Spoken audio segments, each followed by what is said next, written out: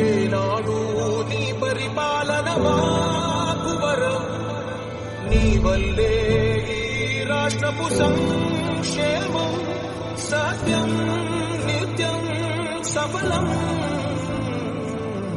జనగణ మంగళ గాయకుడా, ఘనమపు చరితల నాయకుడా, పలుతరములు మము పరిపాలించు.